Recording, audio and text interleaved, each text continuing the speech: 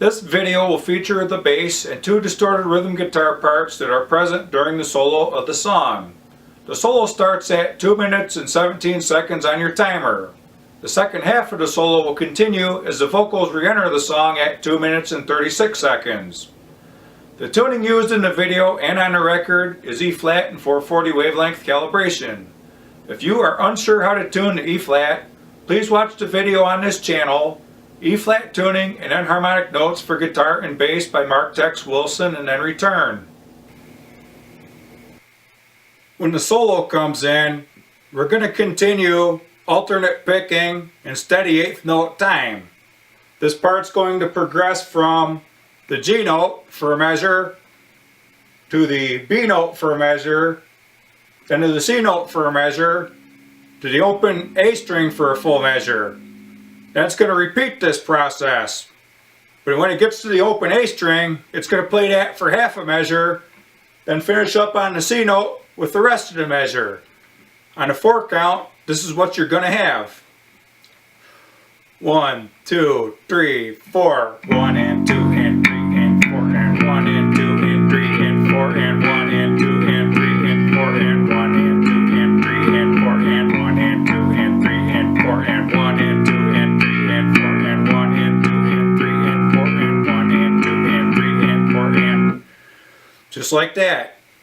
Then the second half of the solo, at this point the vocals will re-enter the song and you just play what you did in the second half of the bridge that we went through earlier. We'll progress from a full measure to B, to C, to B, to C again, just like this. 1, 2, 3, 4. 1 and 2 and 3 and 4 and 1 and 2 and 3 and 4 and 1 and 2 and 3 and 4 and 1 and 2 and 3 and 4 and... So that whole thing with your fingers. 1, 2, 3, 4. 1 and 2 and 3 and 4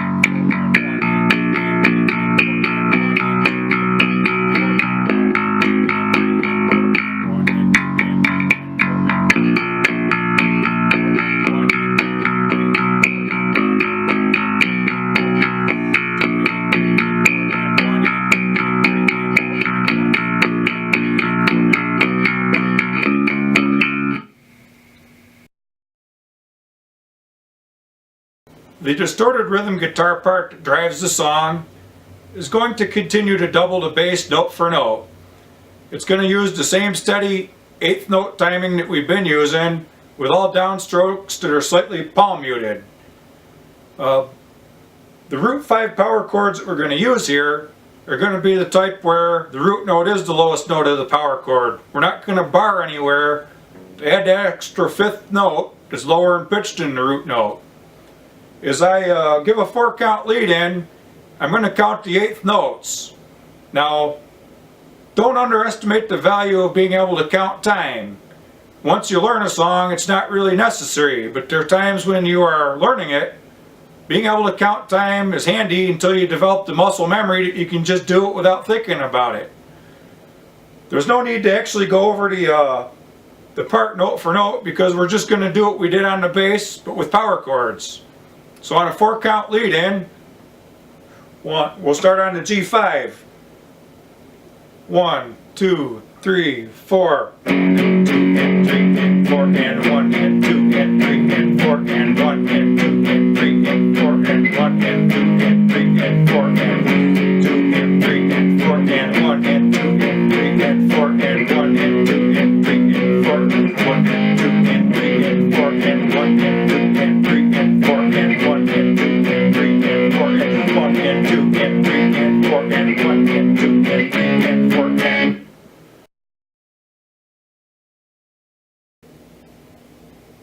I'll break this solo down into 2 sections. It's not overly difficult, but it sounds like it was overdubbed that way on the record.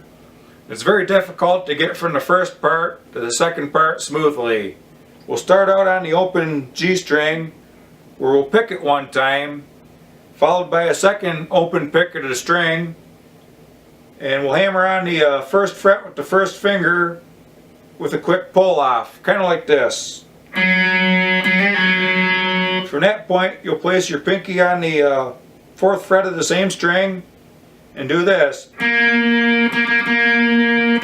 Right from there, your 3rd finger will go on the 3rd fret of the B string, and you're going to pick back and forth between this note and the open E string.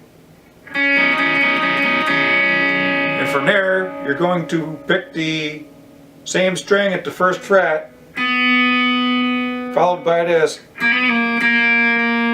Okay, that was a open pick of the string with another quick hammer and pull off on the 1st fret, and another open pick of the string. So far, this is what we've got.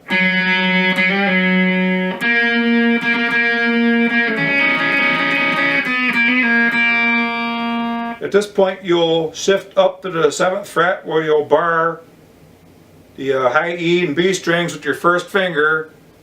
And this 1st note actually starts to feed back a little on the album. Then you'll play these. From that point, we'll shift up to the 15th fret on the same string. Notice I got my 1st finger on the 12th fret and 3rd finger on the 15th fret. We'll do a couple quick 16th notes, followed by a couple quick pull-offs on that string and a bend. Okay, after that point we'll place the 2nd finger on the G string at the 14th fret. That was a quick bend and pull off. Okay, and then I'll bar the 12th fret, the G and B strings.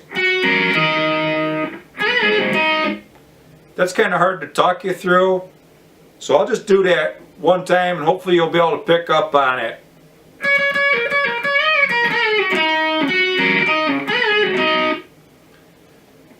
So the whole solo is this, or at least the first half of the solo.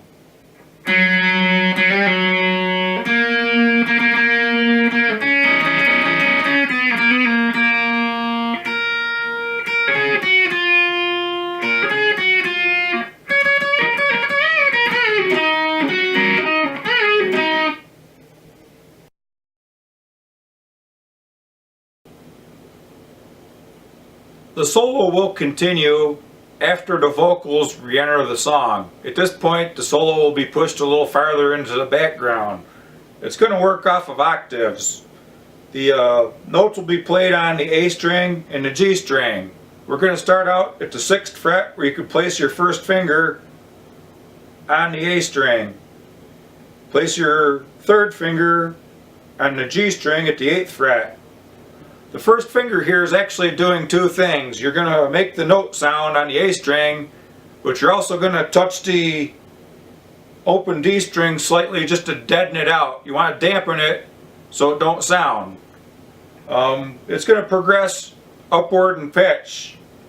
And the first measure will go from the 6th fret to the 7th fret to the 9th fret and then the 10th fret.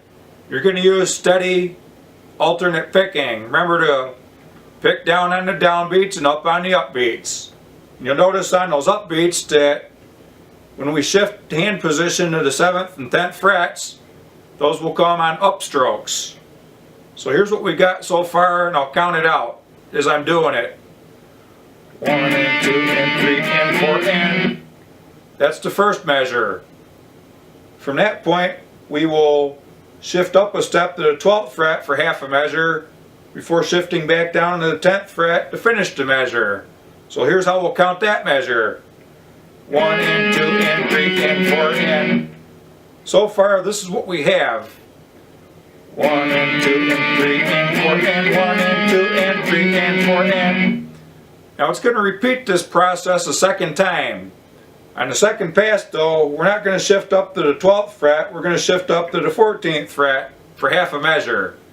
After we play 4 steady 8th notes on that, we're going to finish the measure by doing a hammer on. Okay, we'll place your 1st finger on the G string at the 14th fret and make hammer on with your 3rd finger to the 16th fret, kind of like this. And once that finger goes down, hold it there.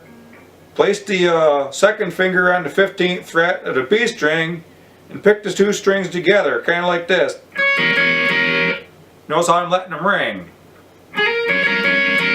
That's what we want to do. That's actually counted 3E and a 4N. 3E and a 4N. So I'll show you the whole process. I'll give you a 4-count lead in. 1, 2, 3, 4. 1 and 2 and 3 and 4 and 1 and 2 and 3 and 4 and 1 and 2 and 3 and 4 and 1 and 2 and 3 and a 4 and that's it.